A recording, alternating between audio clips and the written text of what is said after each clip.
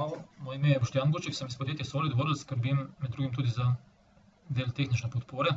V vezi z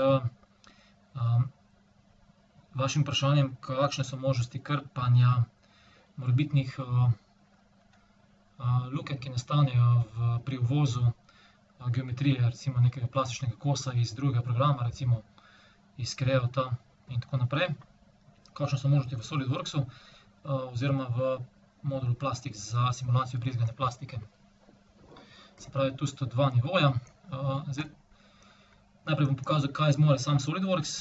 SolidWorks normalno lahko zakrpa neke manjše luknje, avtomatsko, ostale lahko ročno, ampak tisto, kar je pa bistveno močneje, je pa sam Plastics modul, ki ima funkcijo avtomatskega ali ročnega krpanja potem meša, torej mreže. To bom tudi pokazal. Rečemo, da zdaj tukaj namerno povzročimo neke napake na geometriji. Bomo večkrat pobrisali res take zelo velike površine, da jih SolidWorks ali pa tudi kateri drug program ne bi mogel samodejno zakrpati. Pa nekaj manjših tudi, malo za občutek. Tako recimo.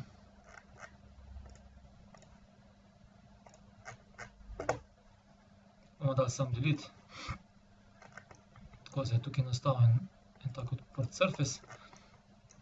Zdaj smo s tem v bistvu nekako poustvarili stanje potencialno, ki se zelo redko sicer, ampak lahko tudi zgodi pri uvoženi geometriji iz drugega programa. To je res zelo redko, ampak če se že zgodi, zdaj bomo to shranili kot en step.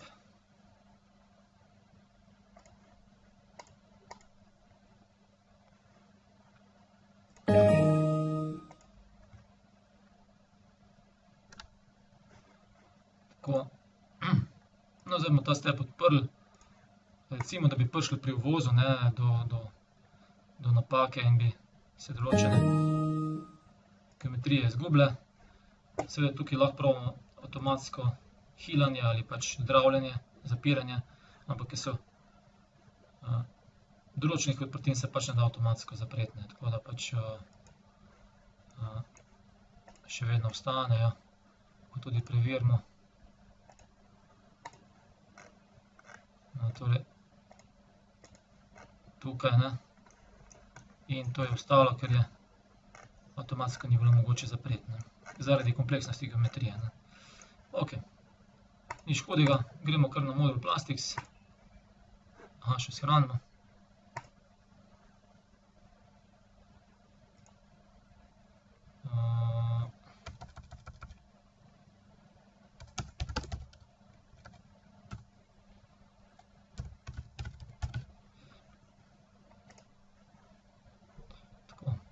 Pravimo kar zamrežiti, rečemo, to smo že v modulu SolidWorks Plastics, se pravi, add-in je, polno integriran add-in, kar med drugim pomeni tudi, če bi bilo v SolidWorksu nekaj izrisano, pa bi se osnovna geometrija malo spremenila, bodi si izdelka, bodi si orodja, potem samo ponavljamo to simulacijo brizgane plastike in vidimo recimo zelo hitro, kakšni so rezultati pri določenih spremembah geometrije, v katero smer je smiselno iti. To je prednost recimo te rešitve SolidWorks Plastic, ki je polno integrirana v CAD.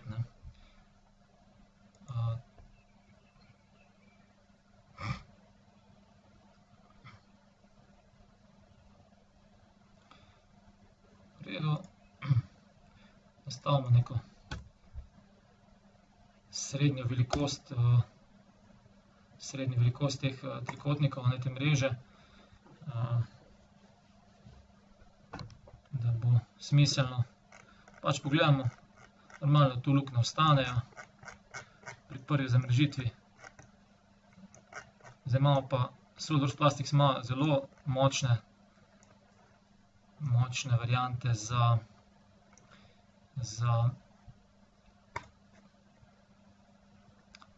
popravljanje mreže.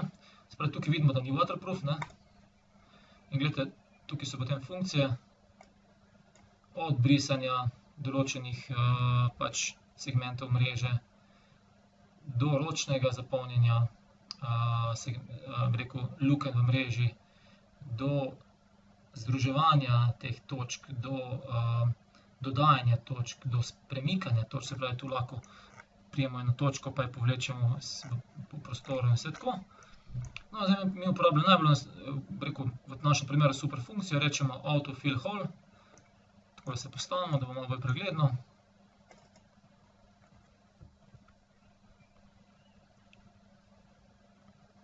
Vidite, lepo, tangentno, povezano, seveda tudi tukaj. In gremo naprej. In tu je, zelo velika odprtina. Tu še naredimo transform v tetrahedral mrežo, kar je zelo prikladno za te namene. Torej v 3D mrežo zdaj. In jih takoj vidimo tudi tridimenzionalni prerez. Se pravi, tridimenzionalno zamreženo, prikazano.